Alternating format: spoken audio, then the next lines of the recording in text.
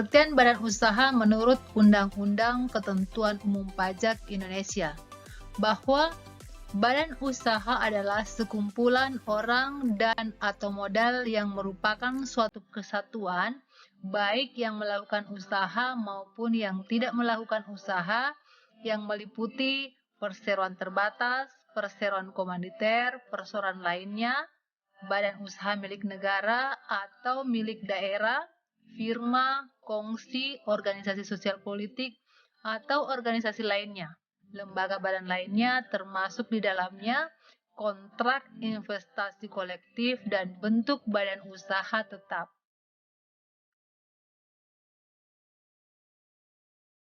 Nah, setelah mengetahui pengertian dari badan usaha, selanjutnya ada beberapa bentuk dan jenis badan usaha yang ada di Indonesia.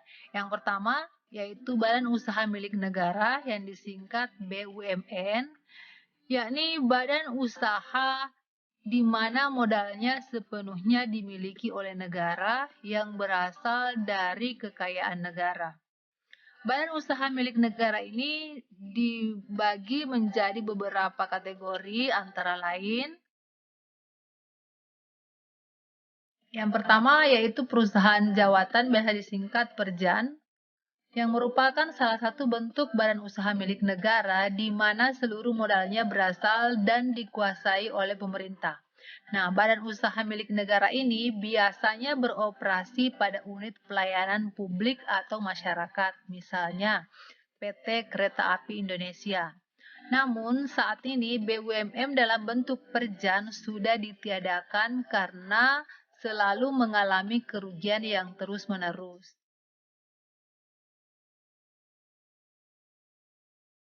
Berikut beberapa ciri perusahaan jawatan, diantaranya yang pertama berorientasi pada pelayanan publik yang bertujuan untuk melayani kepentingan hajat hidup orang banyak, seperti penyediaan layanan jasa yang tidak berorientasi pada keuntungan semata. Yang kedua berdiri atas dasar peraturan pemerintah atau PP yang diusulkan pendiriannya sendiri oleh Menteri, kemudian mendapatkan persetujuan dari Menteri Keuangan serta Menteri Pemberdayaan Aparatur Negara. Yang ketiga, merupakan bagian dari pemerintahan sehingga status pegawainya adalah pegawai negeri sipil. Yang keempat, dikelola secara transparan oleh pejabat pemerintah. Yang kelima, aset yang dimiliki merupakan milik negara sehingga dalam operasionalnya dapat menggunakan fasilitas milik pemerintah. Yang keenam, resiko ditanggung oleh pemerintah jika terjadi kerugian pada usaha yang dijalankan.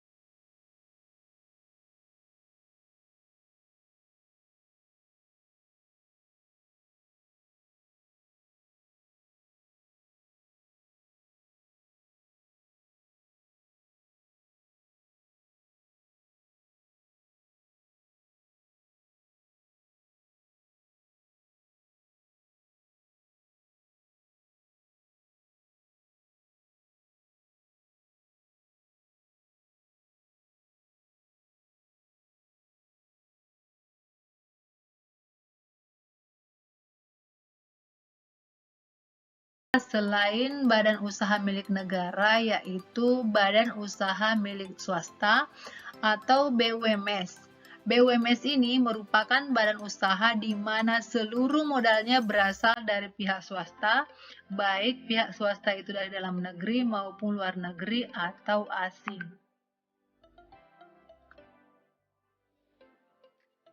Adapun beberapa jenis badan usaha milik swasta antara lain, yang pertama PT atau perseroan terbatas. Nah, PT ini merupakan badan usaha yang terdiri dari persekutuan modal yang didirikan berdasarkan perjanjian. Nah, modal dasarnya di sini terbagi dalam saham yang memang memenuhi persyaratan sesuai dengan ketentuan perundang-undangan. Beberapa jenis PT itu antara lain yang bersifat tertutup atau PT biasa, terbuka atau PT TBK, penanaman modal asing atau PT PMA, penanaman modal dalam negeri atau PT PMDN, dan PT Persero. Adapun kelebihan PT adalah kewajibannya yang terbatas, kerugian hanya berdasarkan modal yang di-store, bukan hutang-hutang perusahaan keseluruhan. Kemudian ciri-ciri dari PT, yang pertama pendiriannya itu bertujuan untuk mencapai profit, kemudian memiliki fungsi ekonomi dan fungsi komersial, sumber modal tidak lain berasal dari saham-saham atau istilah obligasi, kemudian tidak menerima fasilitas dari pemerintah atau negara. Kekuasaan tertinggi PT itu dibentuk melalui Rapat Umum Pemegang Saham atau RUPS, dan pemilik saham mempunyai tanggung jawab terhadap perusahaan sebatas modal yang telah distorkan.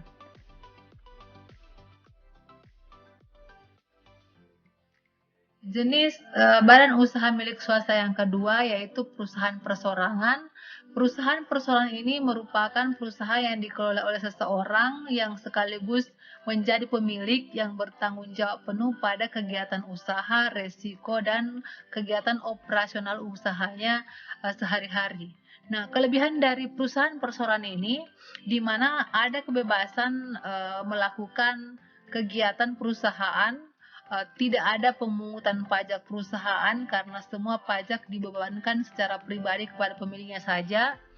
Pemilik juga memiliki kekuasaan penuh pada bidang usaha dan rahasia perusahaan terjamin, serta proses pengambilan keputusan sangat cepat karena tidak menunggu persetujuan dari pihak lain.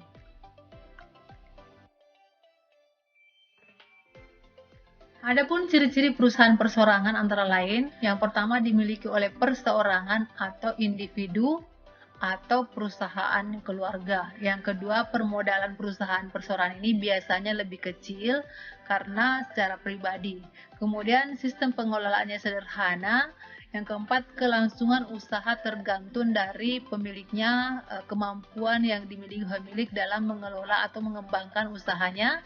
Kemudian nilai penjualannya dan nilai tambah yang dibuat itu relatif kecil. Jenis badan usaha milik swasta yang ketiga yaitu firma. Firma merupakan salah satu bentuk badan usaha milik swasta berupa persekutuan antara dua orang atau lebih dengan nama bersama. Tanggung jawab masing-masing anggota itu tidak terbatas dan memiliki kewajiban dan tanggung jawab yang sama, baik dalam hal operasional perusahaan termasuk di dalamnya hutang perusahaan. Adapun kelebihan dari usaha firma ini di mana penguasaan keuntungan yang tinggi meskipun harus dibagi dengan sekutunya. Selain itu, penganan pada aspek hukum itu termasuk kategori minimal. Sedangkan kekurangan dari usaha firma ini rentang konflik karena adanya pembagian keuntungan yang mungkin tidak sesuai dengan harapan masing-masing anggota atau sekutu, serta penerapan strategi bisnis yang kadang-kadang di pertengahan jalan muncul konflik yang menginginkan satu sama lainnya merasa cara penanganan mereka lebih baik dibandingkan sekutunya. Selanjutnya, ciri-ciri dari usaha firma. Yang pertama, memiliki anggota atau sekutu yang selalu aktif dalam mengelola sebuah perusahaan. Kemudian, kedua, resiko usaha ditanggung dan menjadi tanggung jawab tak terbatas kepada semua anggota atau sekutu. Yang ketiga, ketika ada salah satu anggota yang meninggal dunia atau melakukan pengunduran diri, maka tanggung jawab atas dirinya dinyatakan selesai dalam usaha.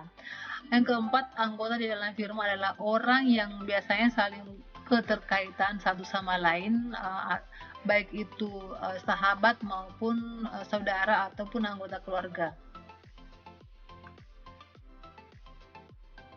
Selanjutnya, jenis badan usaha milik swasta yang keempat yaitu Commandeer Vennootschap atau dikenal dengan CV, di mana CV ini merupakan badan usaha milik swasta yang didirikan oleh 2 orang atau lebih.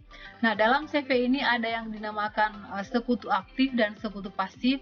Sekutu aktif itu yaitu orang yang menjalankan usahanya, sedangkan sekutu pasif orang yang memberikan modal tetapi tidak ikut menjalankan usaha.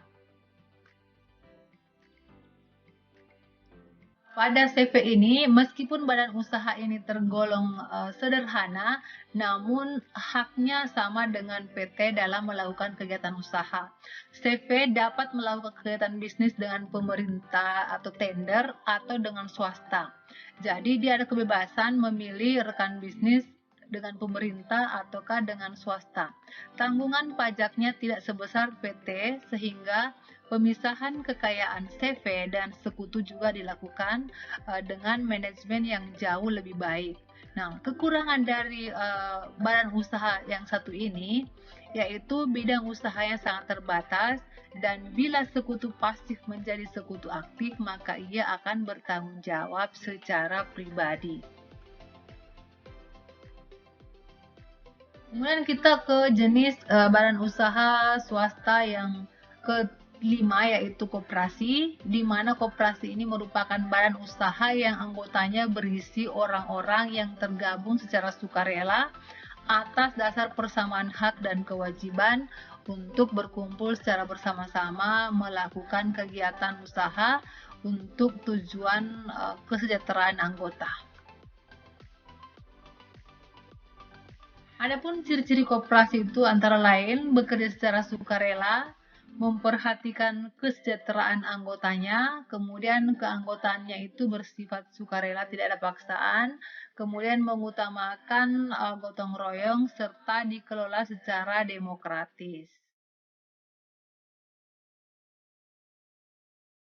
Jenis badan usaha yang terakhir yaitu yayasan, di mana yayasan itu merupakan badan hukum yang terdiri atas kekayaan yang dipisahkan serta diperuntukkan untuk mencapai tujuan tertentu di bidang sosial, bisa juga keagamaan, bisa juga kemanusiaan yang tidak mempunyai anggota. Nah, selanjutnya kita akan melihat ciri-ciri dari yayasan. Yang pertama, didirikan oleh satu orang atau lebih dengan cara memisahkan harta kekayaan pendirinya, kemudian dilakukan dengan akta notaris dan berbadan hukum. Kemudian yang kedua, kekayaan yayasan diperuntukkan untuk mencapai tujuan tertentu seperti tujuan sosial, tujuan keagamaan, dan lain-lain. Yang ketiga, yayasan tidak mempunyai anggota. Yang keempat, struktur organisasi yang ada di yayasan terdiri dari pembina, pengurus yayasan, dan pengawas. Dan yang terakhir, yayasan dapat didirikan berdasarkan surat wasiat.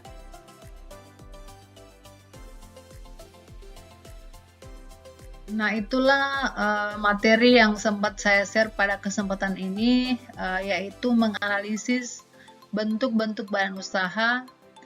Mudah-mudahan apa yang disampaikan bermanfaat. Mohon maaf kalau ada yang kurang. Terima kasih. Assalamualaikum warahmatullahi wabarakatuh.